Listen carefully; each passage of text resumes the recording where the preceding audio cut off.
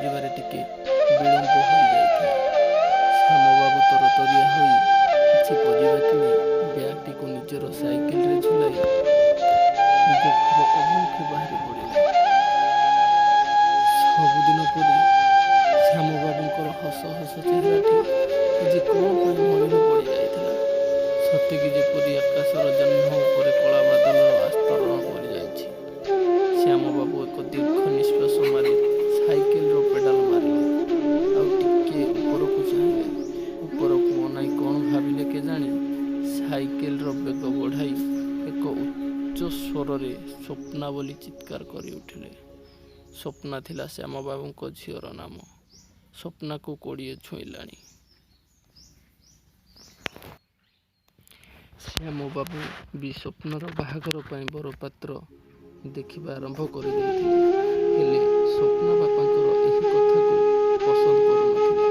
ସେ ଚାହୁଁଥିଲା ନିଜ ଇଚ୍ଛାରେ ପ୍ରେମ କରି ବାହା ହେବା ପାଇଁ। ସେଥିପାଇଁ ସେ ପାଖ ଗାଁର ଏକ ପିଲାକୁ ପ୍ରେମ କରୁଥିଲା। ଦୁହେଁ ମିଶି ଘରୁ ଲୁଚି କରି ଯାଇ ବାହା ହେବାକୁ ସ୍ଥିର ମଧ୍ୟ କରିସାରିଥିଲେ। ସେଦିନ ସ୍ୱପ୍ନା ଫୋନରେ କଥା ହେଲା ବେଳେ ଅମାବାସ୍ୟା ରାତିର ଘରୁ ଲୁଚି ପଳାଇବାକୁ କହୁଥିବାର ଶ୍ୟାମବାବୁ ଶୁଣି ଦେଇଥିଲେ। ହେଲେ କଥାଟିକୁ ସମ୍ପୂର୍ଣ୍ଣ ବୁଝିପାରିନଥିଲେ ଶ୍ୟାମବାବୁ।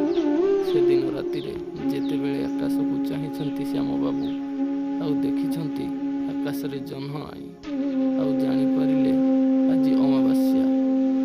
ହଠାତ୍ ଶ୍ୟାମବାବୁଙ୍କର ମନେ ପଡ଼ିଗଲା ଝିଅ ସ୍ୱପ୍ନାର ସେ ଫୋନରେ କହୁଥିବା କଥା।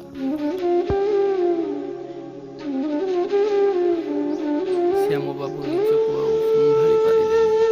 ଗାଁ ମୁଣ୍ଡରୁ ସ୍ୱପ୍ନା ସ୍ୱପ୍ନା ବୋଲି ଚିତ୍କାର କରି ଆସୁଥାନ୍ତି ଶ୍ୟାମବାବୁ। ଘର ପାଖରେ ପହଞ୍ଚି ଦେଖନ୍ତି ତ ଘର ଭିତର କବାଟ ବନ୍ଦ ଅଛି।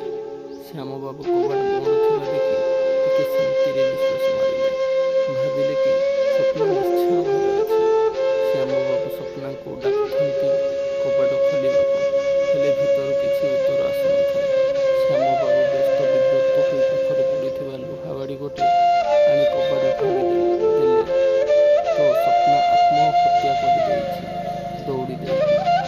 ଶ୍ୟାମବାବୁଙ୍କର ଚାରିପାଖରେ ଯେପରି ଅନ୍ଧାର ହୋଇଗଲା। ନିଜକୁ ଆୟତ୍ତରେ ରଖିପାରୁନଥାନ୍ତି ଶ୍ୟାମବାବୁ। ହଠାତ୍ ଶ୍ୟାମବାବୁଙ୍କର ନଜର ପଡ଼ିଗଲା ସ୍ୱପ୍ନାର ପାଦ ଉପରେ। ସ୍ୱପ୍ନାର ପାଦରେ ବହିଥାଏ ରକ୍ତର ସୁଅ।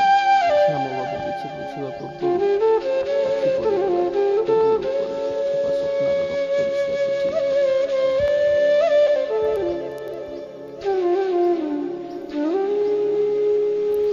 ଲେଖା ହୋଇଥାଏ ସେଥିରେ, ବାପା ମୁଁ କିଛି ଭୁଲ କରିନି। ତାକୁ ମୁଁ ଭଲ ପାଉଥିଲି।